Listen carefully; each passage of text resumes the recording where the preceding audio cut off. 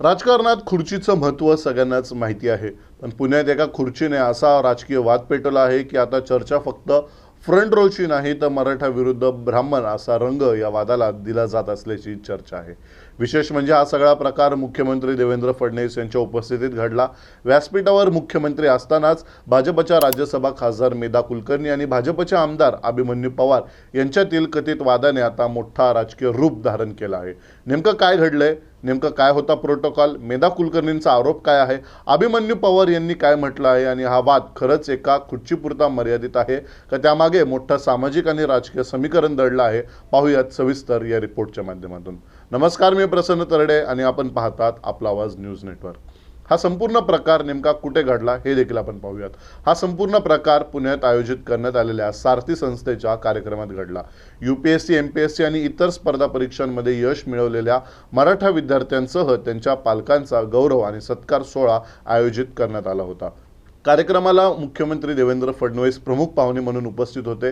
याशिवाय उपमुख्यमंत्री एकनाथ शिंदे, उपमुख्यमंत्री सुनेत्रा पवार, उच्च व तंत्र शिक्षण मंत्री चंद्रकांत पाटील, विधानसभेचे उपाध्यक्ष अण्णा बनसोडे तसेच अनेक मंत्री, लोकप्रतिनिधी आणि अधिकारी यांना निमंत्रण होते।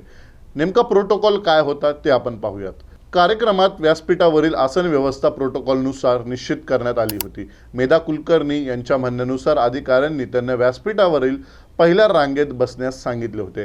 त्यावेळी विधानसभेचे उपाध्यक्ष अण्णा बनसोडे यांच्या नावाची जागा काही काळ रिकामी होती। अधिकाऱ्यांनी त्या रिकाम्या खुर्चीवर बसण्याची विनंती मेधा कुलकर्णी यांना केली, मात्र त्यानंतरच वादाची ठिणगी पडल्याचा दावा आहे। मेधा कुलकर्णी यांच्या म्हणण्यानुसार त्या जागेवर बसल्यानंतर आमदार अभिमन्यू पवार त्यांच्याकडे आले। त्यांनी कथितपणे त्यांना सांगितले की हा मराठा समाजाचा कार्यक्रम आहे, तुम्ही पुढे बसलात तर वाद होईल। यावर मेधा कुलकर्णी यांनी विचारलं की मला अधिकाऱ्यांनीच इथं बसायला सांगितलं आहे, मग मी का उठू? यावर पुन्हा पुढे बसू नका अशी विनंती करण्यात आल्याचा दावा आहे। मेधा कुलकर्णी म्हणतात, मला पुढच्या खुर्चीचा अजिबात हट्ट नव्हता, पण माझी जात पुढे आणली गेली हे मला कदापि मान्य नव्हतं आणि थेट प्रश्न उपस्थित केला, खुर्च्यांनाही जात असते का? त्यांच्या म्हणण्यानुसार हा संवाद झाल्यानंतर त्या स्वतःला अत्यंत अपमानित आणि दुखवलेल्या समजू लागल्या। काही अधिकाऱ्यांनी त्यांना थांबवायचा प्रयत्नही केला, मात्र स्वाभिमानाला धक्का बसल्याची भावना झाल्याने त्यांनी व्यासपीठ सोडलं आणि त्यानंतर संपूर्ण कार्यक्रमातूनही त्यांनी बाहेर पडण्याचा निर्णय घेतला। मेधा कुलकर्णी यांनी पुढे अभिमन्यू पवारांवर टीका करत ते स्वतःला आजही मुख्यमंत्री कार्यालयाचे अधिकारी समजतात का की सुपर सीएम समजतात, असा देखील सवाल त्यांनी उपस्थित केला। या आरोपानंतर अभिमन्यू पवार माध्यमांसमोर आले। त्यांनी स्पष्ट केले की ताईंचा गैरसमज झाला आहे।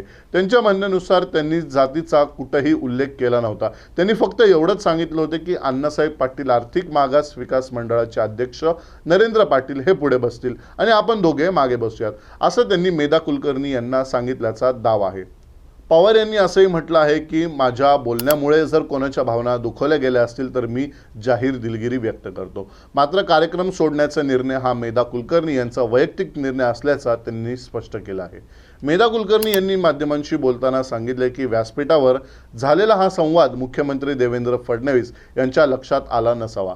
त्यांच्या म्हणण्यानुसार काही अधिकाऱ्यांनी त्यांना समजवायचाही प्रयत्न केला, मात्र त्याआधीच त्या दुखावल्या गेल्यामुळे त्यांनी कार्यक्रम सोडला।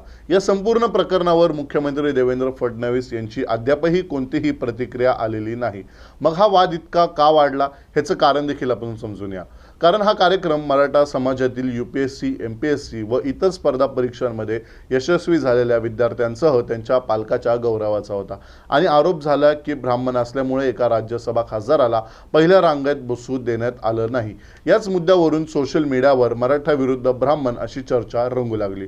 मात्र अभिमन्यू पवार यांनी जातीचा मुद्दा पूर्णपणे फेटाळून लावला आहे, तर मेधा कुलकर्णी ठामपणे सांगत आहे की वादाचा मूळ कारणच जात होती, म्हणजेच एका घटनेच्या दोन पूर्णपणे वेगळ्या भूमिका आपल्या समोर येऊ लागल्या आहेत।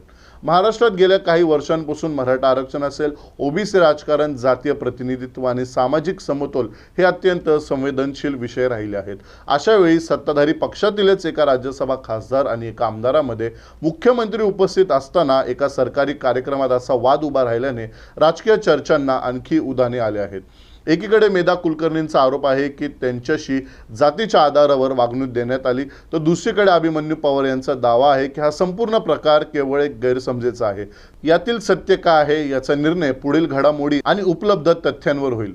पण एक गोष्ट मात्र नक्की, पुण्यातील या रिकाम्या खुर्चींपासून सुरू झालेला हा वाद केवळ फ्रंट रो पुरता मर्यादित राहिलेला नाही, तर तो प्रोटोकॉल, राज्यशिष्टाचार आणि जातीय संवेदनशील आणि सत्ताधारी पक्षातील अंतर्गत समन्वय यावर मोठा चर्चा करणारा मुद्दा ठरला आहे। याबद्दल तुम्हाला काय वाटतंय? तुमचे मत आम्हाला कमेंट करून नक्की कळवा आणि पाहत राहा आपला आवाज। हाक तुमची, साथ आमची। धन्यवाद।